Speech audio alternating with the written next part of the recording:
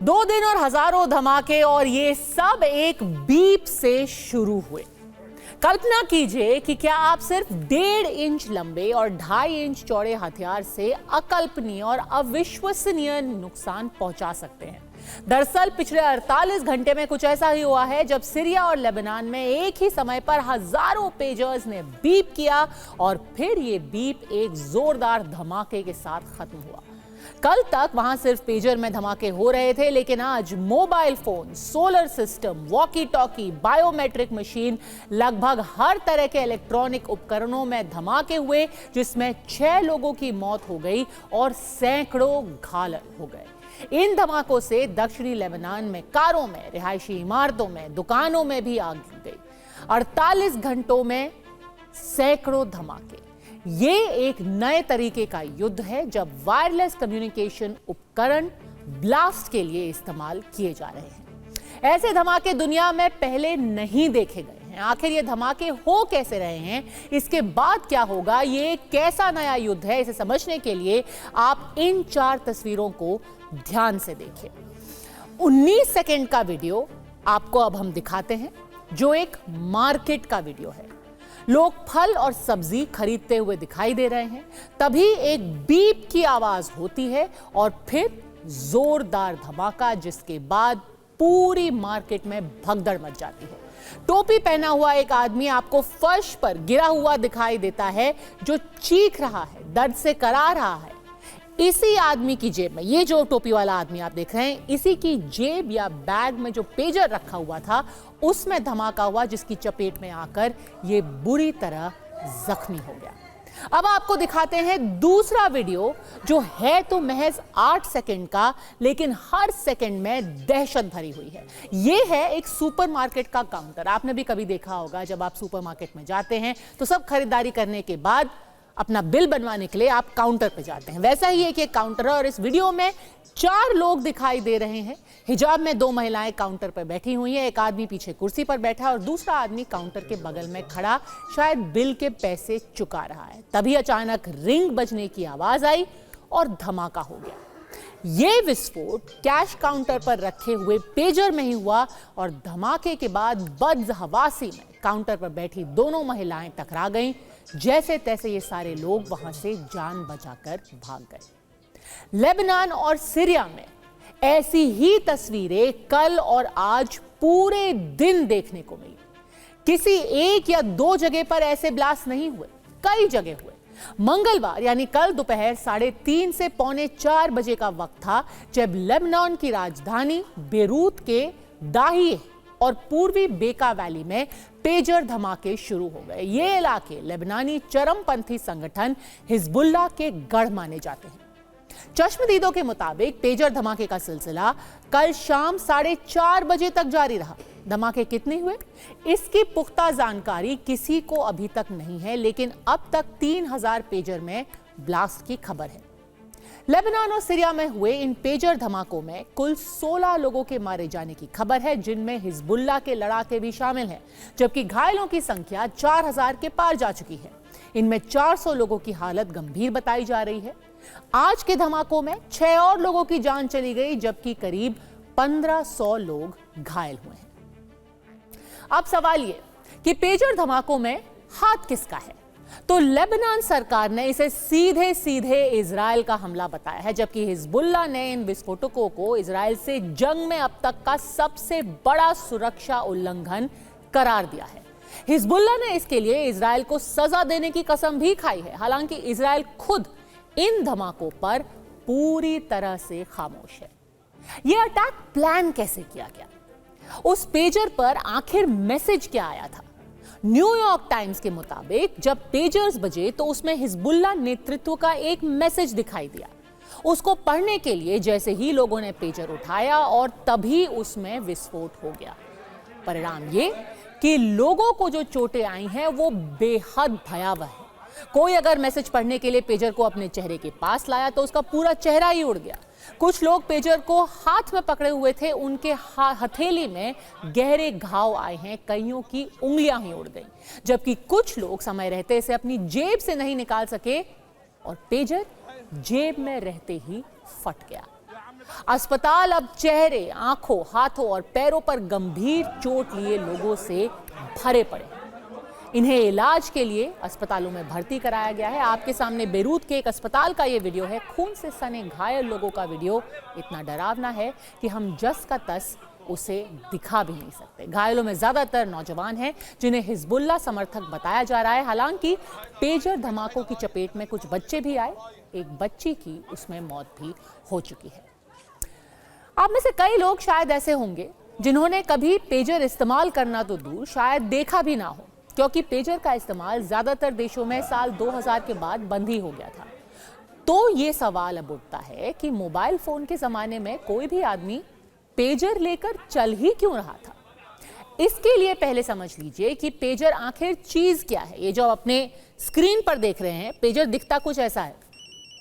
Mobile phone की तरह ये एक वायरलेस डिवाइस है जिसे बीपर भी कहा जाता है। ये एक छोटा पोर्टेबल इलेक्ट्रॉनिक डिवाइस होता है जिसे छोटे छोटे मैसेज या अलर्ट भेजने के लिए डिजाइन किया गया है। मैसेज के बारे में यूजर्स को अलर्ट करने के लिए पेजर से टोन या बीप की आवाज निकलती है या फिर वाइब्रेशन होता है। 1990 के दशक के अंत और 2000 के दशक की शुरुआत के कुछ सालों में, यानी कि प्री मोबाइल युग में, पेजर का बहुत इस्तेमाल किया जाता था। पर आज के दौर में आपने शायद किसी को भी इसका इस्तेमाल करते हुए नहीं देखा होगा। तो फिर हिजबुल्लाह के लड़ाकों के पास ये आया कैसे? ऐसा माना जा रहा है कि हिजबुल्लाह से जुड़े लोगों ने खास तौर पर कहा कि अपनी बातचीत को सुरक्षित रखने के लिए जरूरी है कि हम मोबाइल फोन का कुछ विकल्प निकालें। उन्होंने सोचा पूरी दुनिया मोबाइल फोन इस्तेमाल कर रही है, लोग उसे हैक कर रहे हैं, तो अब हम पेजर का इस्तेमाल करेंगे। वो इसलिए क्योंकि पेजर में जीपीएस सिस्टम काम नहीं करता, ऐसे में इसे ट्रैक करना मुश्किल है। इसके साथ ही इसका कोई आईपी एड्रेस नहीं होता जिससे इसे मोबाइल की तरह ट्रेस नहीं किया जा सकता, यानी कि आप लेकर के कहां घूम रहे हैं, मोबाइल फोन टावर के जरिए आपकी लोकेशन पता नहीं की जा सकती। साथ ही इसे एक बार चार्ज करने के बाद ये लंबे वक्त तक रिचार्ज करने की इसे जरूरत नहीं होती। न्यूयॉर्क टाइम्स की एक रिपोर्ट में यह कहा गया है कि इजराइल पर 7 अक्टूबर 2023 के हमले के बाद हिजबुल्लाह ने इन पेजर्स का इस्तेमाल बड़े स्तर पर शुरू किया था ताकि उन्हें ट्रैक करने में कोई भी एजेंसी सफल ना हो। लेकिन विडंबना देखिए कि हिजबुल्लाह के लड़ाके जिस पेजर को अपनी सुरक्षा के लिए इस्तेमाल कर रहे थे, ये सोच रहे थे कि अरे इन पेजर्स के चलते कोई हमें ढूंढ ही नहीं पाएगा, कोई पता ही नहीं लगा पाएगा कि हम कहां पर हैं, क्या कर रहे हैं। वही पेजर उनके मौत का सामान बन गया, बम में बदल गया। ऐसे में सवाल यह भी कि हिजबुल्लाह वाले किस कंपनी का पेजर यूज कर रहे थे और क्या कंपनी भी इस साजिश में शामिल थी। पहले यह बताया जा रहा था कि हिजबुल्लाह जिस पेजर का इस्तेमाल कर रहे थे उसे ताइवानी कंपनी गोल्ड अपोलो ने बनाया है। लेकिन गोल्ड अपोलो के मुताबिक उसने इस पेजर को नहीं बनाया, बल्कि इन्हें हंगरी की एक कंपनी बीएससी ने बनाया है जिसके पास गोल्ड अपोलो ब्रांड के इस्तेमाल का लाइसेंस है। यानी कि लाइसेंस किसी और कंपनी ने लिया, वो हंगरी में है और वो गोल्ड अपोलो के नाम से ये पेजर्स को बना रही है। हिजबुल्लाह ने कंपनी को AR924 मॉडल के 5000 पेजर का ऑर्डर दिया था। इन पेजर्स की डिलीवरी इसी साल की शुरुआत में कर दी गई थी।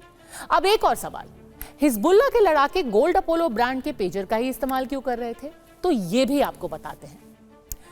उनको एक ऐसी कंपनी चाहिए थी जिसका बेस अमेरिका में ना हो ताकि अमेरिका उनको हैक ना कर सके। हिजबुल्लाह को ऐसे पेजर की जरूरत थी जो बिना रिचार्ज के लंबे वक्त तक चल सके, जिन्हें डीकोड करना मुश्किल हो और जो सर्विलांस सिस्टम के लिए आसान ना हो। गोल्ड अपोलो ब्रांड वाले पेजर 85 घंटे तक लगातार चल सकते हैं। इसकी बैटरी लिथियम की है। यह पेजर पानी के अंदर भी काम करता है, यानी कि ये वाटरप्रूफ है और ये 3 से 4 मीटर की ऊंचाई से गिरने के बाद भी टूटता नहीं है, यानी कि मेंटेनेंस फ्री है। इन पेजर्स का इस्तेमाल ऑपरेशन एरिया में आसानी से किया जा सकता है। ऐसे में हिजबुल्लाह के लड़ाके बीते कुछ महीनों से इन्हीं पेजर्स को यूज कर रहे थे और मोबाइल के बदले पुराने जमाने का ये पेजर वो अब इस्तेमाल में ले आए थे ताकि उन्हें इजरायली सेना और खुफिया एजेंसी ट्रैक या ट्रेस ना कर सके। लेकिन इजरायली खुफिया एजेंसी मोसाद ने इसका तोड़ निकाल ही लिया। जिन पेजर्स की मदद से हिजबुल्लाह के लड़ाके सीक्रेट चैट कर रहे थे, वही उनकी सिक्योरिटी का सबसे बड़ा खतरा बन गया। अब आपके मन में सवाल उठ रहा होगा कि मोसाद ने पेजर को बम में तब्दील किया कैसे? तो लेबनान के मुताबिक इन पेजर्स को प्रोडक्शन लेवल पर ही बम में बदल दिया गया था। दावे के मुताबिक मोसाद ने पेजर के अंदर एक ऐसा बोर्ड फिट कर दिया जिसमें विस्फोटक मौजूद थे। ये विस्फोटक एक खास कोड से उड़ाए जाने थे। बड़ी बात यह कि उस कोड को डिटेक्ट करना नामुमकिन था। सूत्रों के अनुसार उस कोडेड मैसेज को भेजते ही 3000 पेजर एक साथ धमाके में उड़ गए।